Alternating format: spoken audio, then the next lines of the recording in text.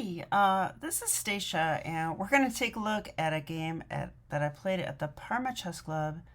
This was against Mike Krosky, so a regular customer, and I had the white pieces of this game. This is a pretty interesting game, and yeah, let's have a look at it. So in this game, I played e4. He went e5, knight to f3.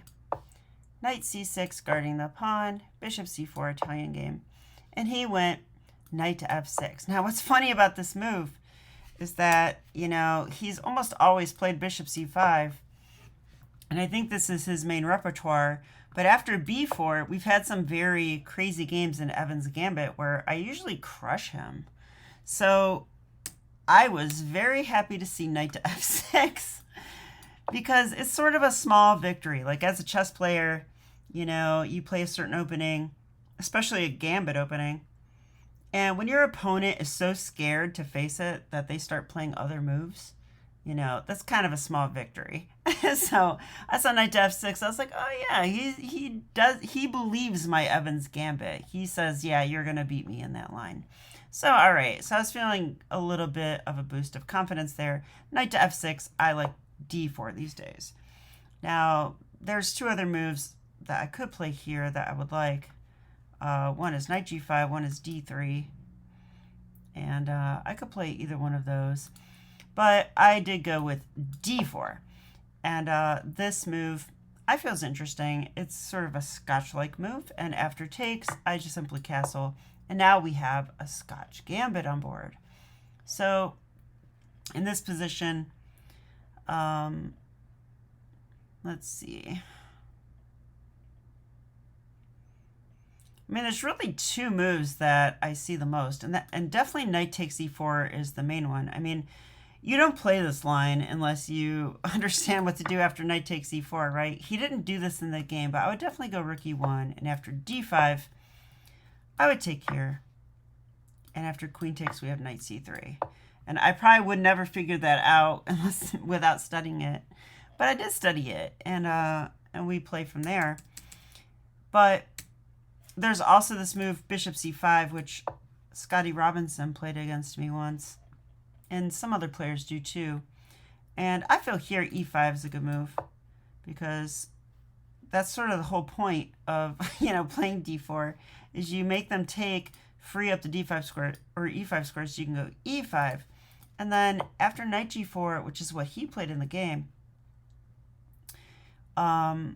I think I have some interesting stuff here. Like, for example, I could go c3, and if they take, now I could play check. I've studied this before, but I know Calvin said I missed a mate in one of these positions. So, okay, there is queen d5 right now. That would threaten mate in one. That looks kind of convincing. I mean, it also texts the bishop, right? Oh, they have queen e7, though. They have queen e7. That would guard the bishop and the mate. That's why I don't like queen d5 there. So instead, we can do this. Let's change the move order a little bit. Play check. Okay, now, if they take with the queen here, which is sometimes a real move, I take that queen. So it's definitely not a move here, right? So after check, I think the king has to move out of the way. And I'm also threatening queen takes g4. To me, this is just a winning position. If they take here, I'll take with a bishop. Otherwise, I'll play knight takes c3. I'll ask the engine, but this looks winning. Yeah, it's plus 2.7. Let's call that winning. So anyway, I like to always review my lines and also show you guys some stuff. So there you go.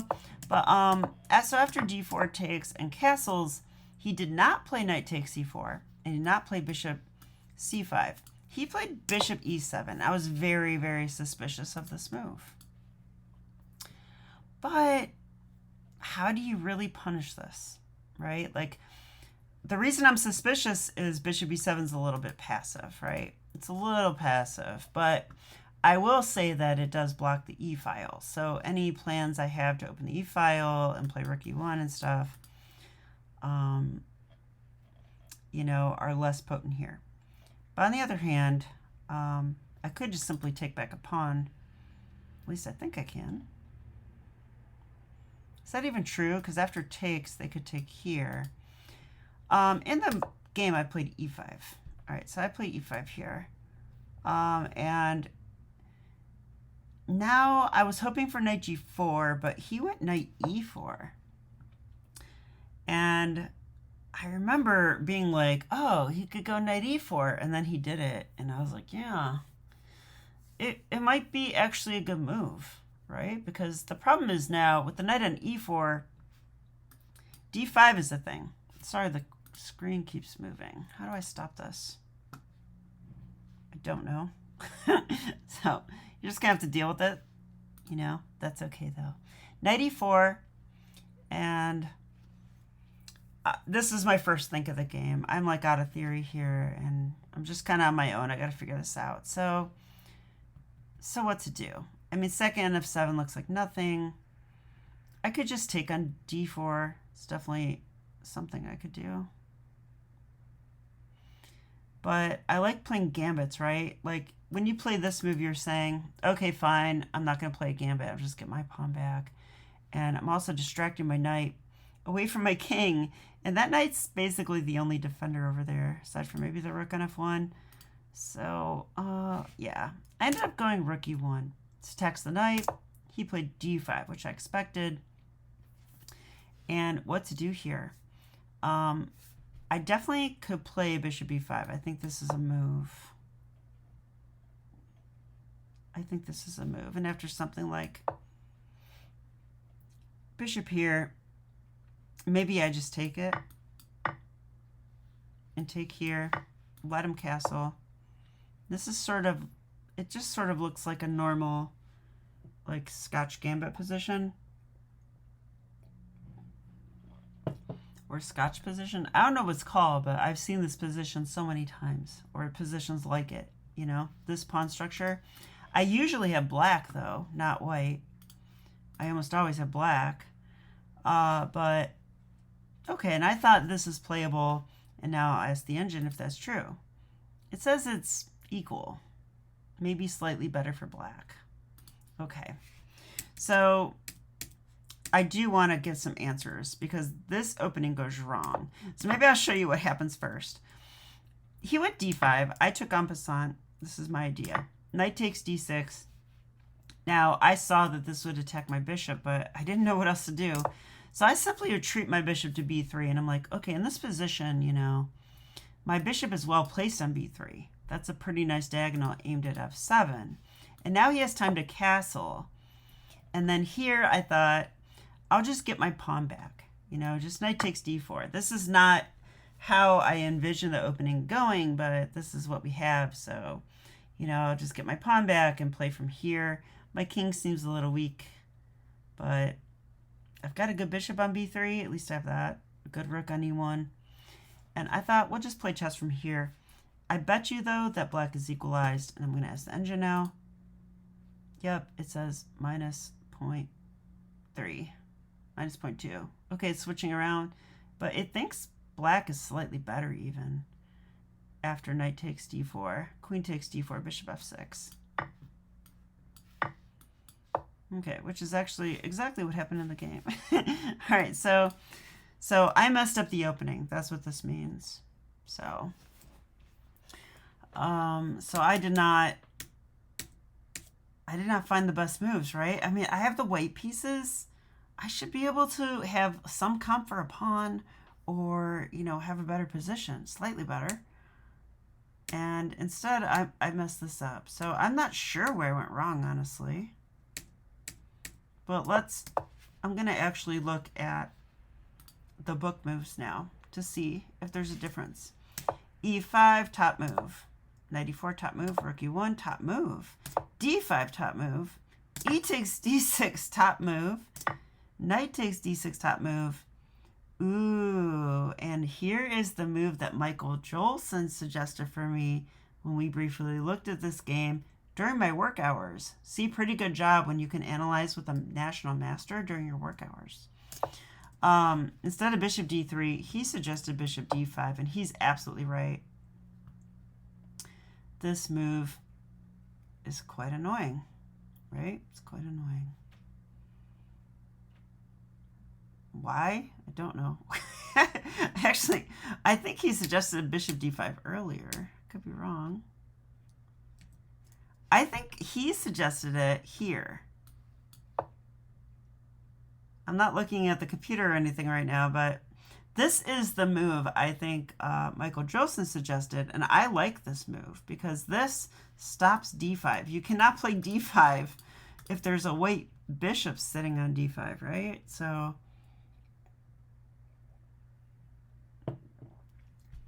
we're plugging the square here, but we're also attacking the knight. You can't defend it with d5 because the bishop's there, but I might also take here.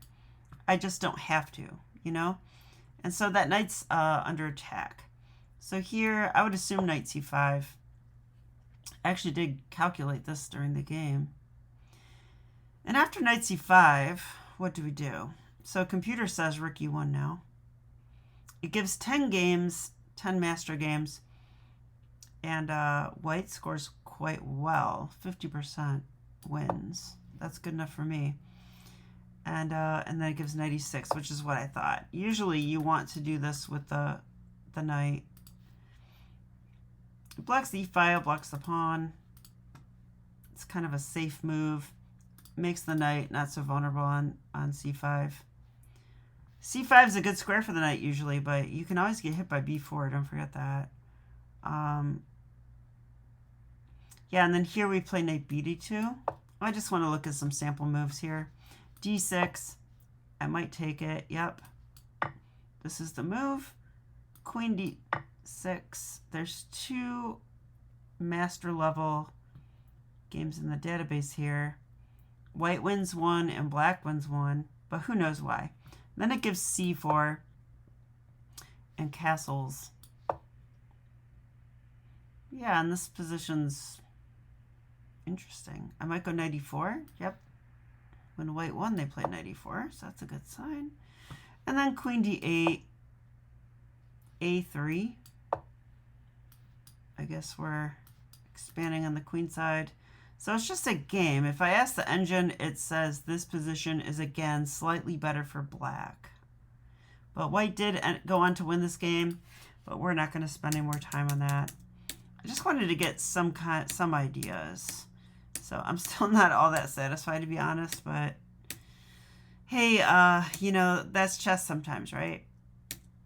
Sometimes there is no concrete answer, but you want to at least know how to not blunder. So in that game, I did this. Bishop b3. Take the pawn, and queen takes d4. And I thought here, okay, I don't think I'm better. I think I'm equal at best. But I'm not down material. So this is just a chess game now. So it's not often I give my pawn back, or rather take the pawn back. But I did here, and then bishop f6, which I thought was no big deal. And I went queen to f4. Now, in hindsight, because I've analyzed this game a bit, I actually backtracked and thought this might actually be a mistake because the queen is subject to different kinds of tempo moves here. Like one is bishop g5 immediately, but also, what if this rook comes to e8? Then there's also bishop e5, and there's not a lot of great squares for the queen. Like these squares are gone because of the bishop on c8, and so, I mean, queen f4 is the move you want to play, but I'm not sure that we should play it. The other move I was considering here was honestly queen d1, which follows my rule, always retreat. The queen's actually kind of good on d1. I might come to h5 as sort of the point. Like, the queen has this nice diagonal here, even though she's returning to her home square. So it turns out that was probably a better move, but I did go queen to f4 during the game. But now the game gets interesting. Rook to e8. This is a very martial attack-like situation. They're threatening rook takes rook checkmate. Well, I don't like that. But if I trade rooks, The queen takes and threatens queen e1 checkmate. So yeah, we're just in a tough spot here. So I decided after a fairly long think, rook d1, because it does pin the knight and avoids all the stuff here. And I calculated some stuff that I don't remember. But after queen e7, which was what I thought black should play, I played knight to d2. Yeah, and my idea was that you can try to checkmate me if you want, but you will blunder the game because I have knight to f1. So that was the idea there.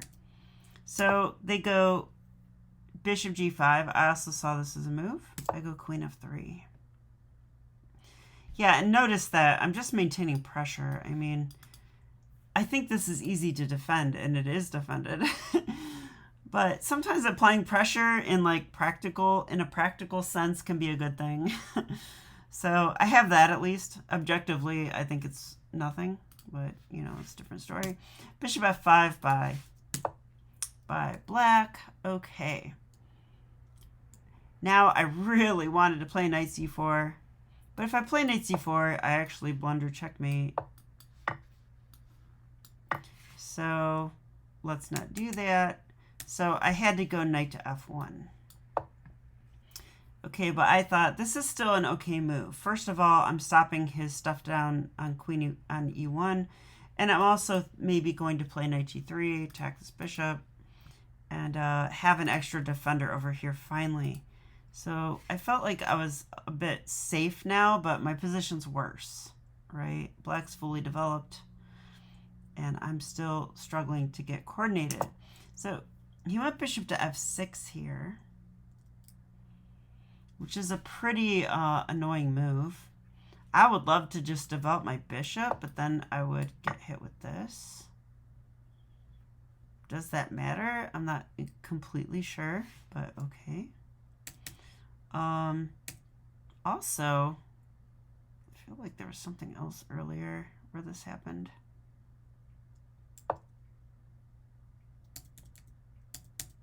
It was here, actually. I forgot to mention this part.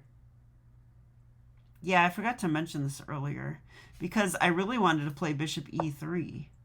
But then there was bishop takes b2, and that would win the rook. So this is tough, right? Anyway, in the game, I forgot to mention that one. But bishop f6, rook takes... Oops. I just spoiled the best move of the game.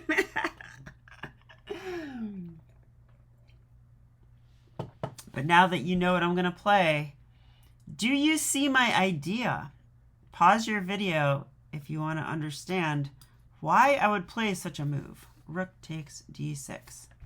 Go ahead and do so now.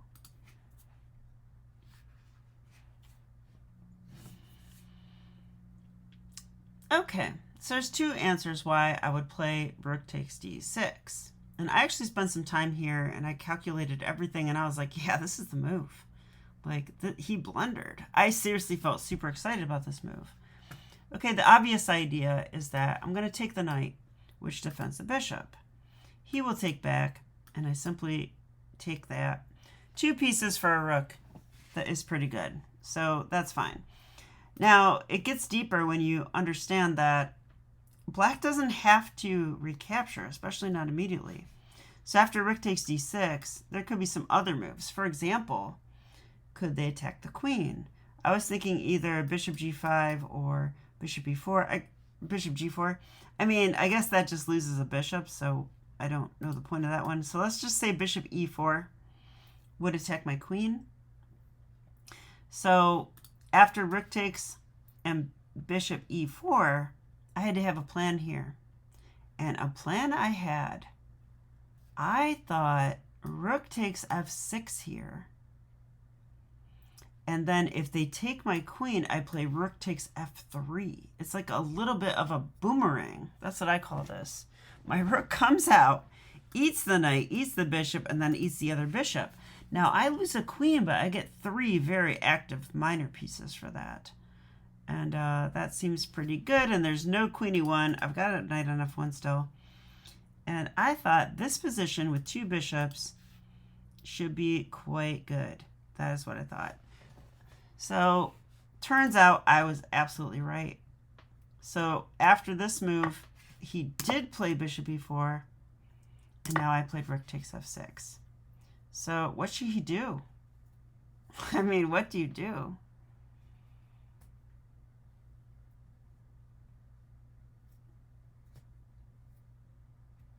I mean, do you not take the queen here? I mean, you're down so much material, you pretty much have to take that queen. And now I thought again, because I saw another interesting move. And this was in my calculation, but I understood that when I got to this point, I could decide if I want to play this, which I thought was fine, or this move. And rook takes f7. Now, I played rook takes f7 in the game, and I remember now that the computer didn't like it, but I'm not looking at the computer. So we're going to have to actually figure this out. During the game, I can tell you that I thought this was pretty awesome. And the main idea of it is that you've got to move your queen. Your queen's attacked. Okay, good luck. And that's all I can say about that, because no matter where you move that queen, I'm going to have a discovered check that wins it. Like, for example, if queen d8, I go rook d7. I mean, if queen b4, I go rook f4. I mean, if they go queen h4, rook f4. You know, it's just there's nowhere to put this queen. I dare you to try. If you put the queen anywhere on the e file, I play rook e7 check. So, like, the queen is literally trapped. So black will have to do better. And I think there is a way to come out on top. I can't remember what it is. So I'm trying to figure it out. Honestly, can they take the rook? That is definitely a question.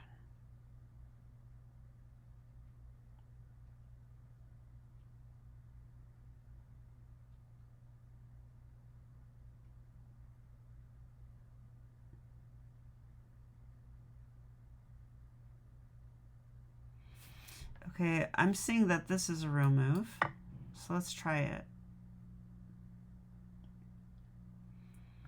Now, I want to take this bishop, right? Can I do that immediately, or do I take the queen first? I feel like taking the queen first is the most obvious move. Let's do that one. Now, they can actually come down here. That pins the knight. It's kind of annoying. Also pins the bishop. Double pin. And they're threatening rook d8, I believe. I could go here, I guess. I feel like I'm winning here. So that's the engine. It's equal. It's equal after rook d8. What? Computer says equal. Well, they're threatening rook d1, so I do see that. Yeah, they're threatening rook d1. If we go bishop e3, they win this. But if we go knight e3, they play rook d1, attacking this again. And that will win that piece back.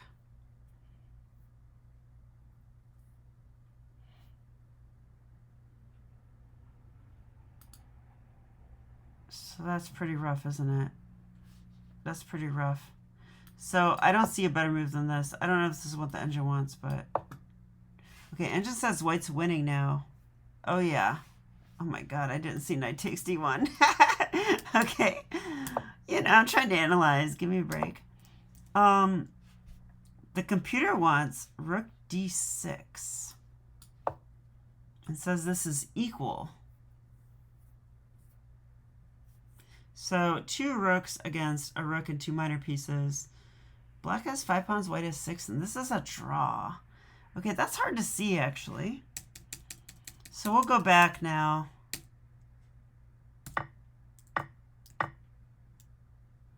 It says queen takes f7 is the best move, which is what I thought.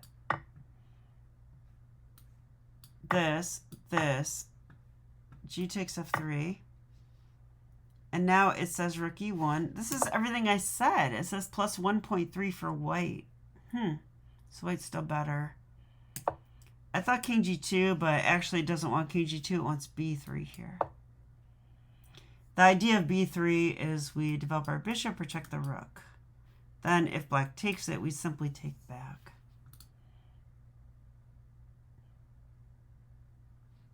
Okay, but if I go b3, rook d8, they're still threatening this. But yeah, this is with tempo. This is with tempo. So they could come down now if they want to. But I would simply take it. Yeah, and then king g2, I think. Yeah, okay. So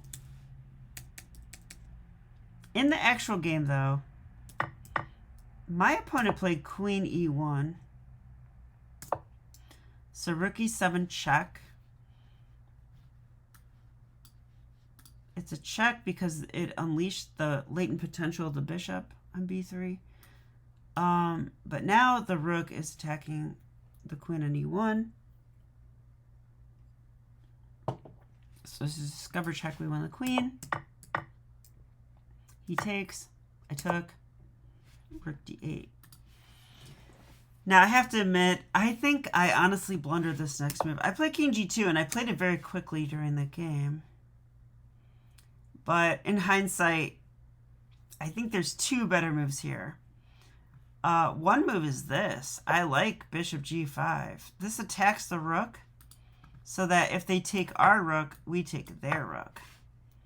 And that should be pretty good. That's winning. So what do you do then? Because if you just go here, you know, I can just trade off and then I'm winning.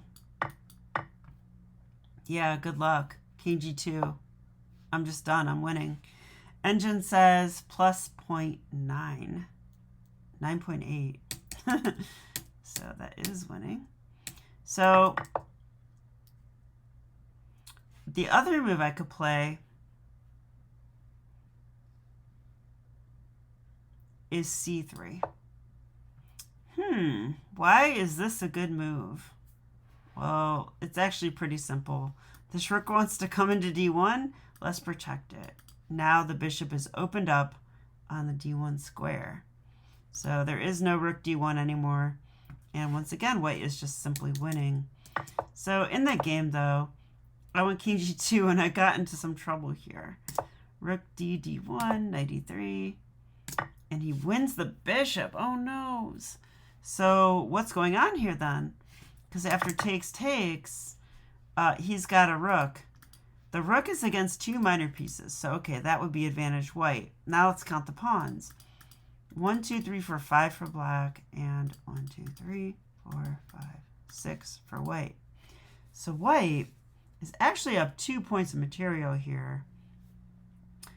Because the two minor pieces for a rook plus an extra pawn. Now, the pawns are messed up, but an extra pawn, this should be winning, I thought. And I actually did calculate this way back here, if you can believe that. Yeah, I already calculated this when I played rook takes f7. So yay, it's good to do lots of tactics puzzles. I'm not saying I got all the lines right, though. But I did see this position. Okay, I did not see this rook d8 thing. I saw this position, though, and actually I committed a calculation error here because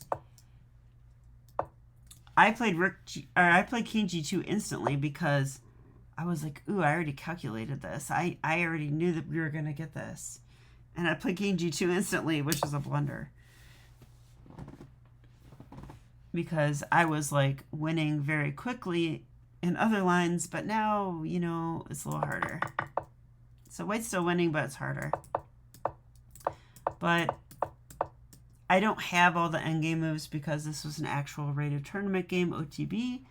But yeah, I went on to win this position. I just took my time, essentially. I was down on the clock, but I took my time in terms of not forcing the issue, just centralize my pieces, bring my king up, and eventually just win some pawns because, I mean, let's face it, with a bishop and a knight, you're threatening all kinds of forks and stuff. It's very hard to move the rook. I was restricting the rook and just threatening forks everywhere. It was just like landmines sitting everywhere. And black actually flagged, and that is how I won the game. So anyway, I think this is an interesting game, but let's go ahead and recap. I mean, the recap is that my opponent was too scared to play his normal stuff, so we got Scotch Gambit. And this was all theory. Yeah, I don't even know how I'd play different next time. Or actually, I do. Instead of rook e1, I'll go bishop d5 next time. But so I take my pawn back. Now what happened from here is that I think rook d1's good. Yeah, engine likes it. But black's much better here. Wow. So I was like pretty much losing here, which it kind of felt like during the game. I was under a lot of pressure. I really like knight bd7 though, threatening knight f1 for defense.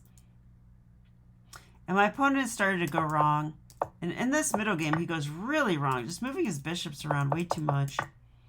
And I find this rook takes d6 move. Now, I'm super excited about this because it's the only winning move for white. And I did find it.